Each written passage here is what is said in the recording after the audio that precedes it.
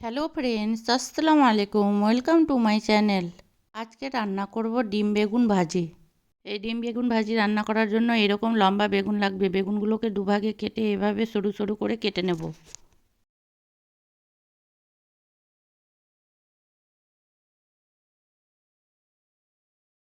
একটা বাটিতে জল নিয়ে 1 চামচ লবণ দিয়ে বেগুনগুলো ডুবিয়ে রাখবো। এবারে একটা বাটির মধ্যে একটা বড় সাইজের পেঁয়াজ কুচি, দুটো কাঁচা লঙ্কা কুচি, কিছু ধনেপাতা কুচি, স্বাদ মতো লবণ, 1 চুটকি হলুদ, 1/2 চামচ চিলি ফ্লেক্স, দুটো ডিম ফাটিয়ে দিয়ে ভালোভাবে ফেটিয়ে নেব।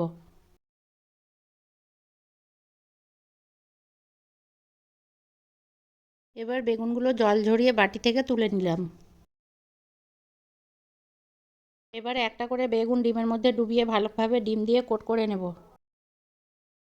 এবার গ্যাসের উপরে একটা তাওয়াতে তেল দিয়ে কোট করা বেগুনগুলো তুলে দিয়ে দেব। তাওয়াতে বেগুনগুলো দেওয়ার পরে হাত দিয়ে উপর থেকে কিছুটা ডিমের মিশ্রণ দিয়ে দেব। একই রকমভাবে সব বেগুনগুলো ভেজে নেব।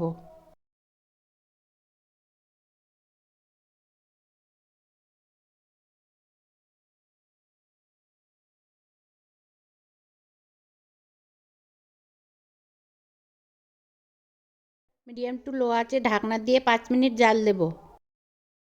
এবারে এক পাশ হালকা লালচে কালার হলে উল্টিয়ে দেব।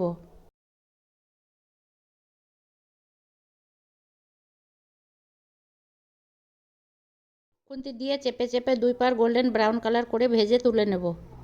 পুরো রান্নাটা কিন্তু মিডিয়াম টু লো আঁচে করতে হবে, নইলে উপর থেকে ভাজা হয়ে যাবে, ভিতরে বেগুনগুলো কাঁচা হয়ে থেকে যাবে। সব বেগুন ভাজা হয়ে গেছে, তুলে নিব। আমি এখানে 2টা বেগুনের করেছি, আপনারা চাইলে বেগুন ও ডিমের কোয়ান্টিটিটা বাড়িয়ে করতে পারেন। বেগুন ডিমের ভাজিটা দেখতে কত সুন্দর লাগছে, গরম গরম ভাত দিয়ে খেতে দারুণ লাগে। আমার রেসিপিটি ভালো লাগলে আমার চ্যানেলটি সাবস্ক্রাইব করে লাইক কমেন্ট শেয়ার করে দেবেন প্লিজ।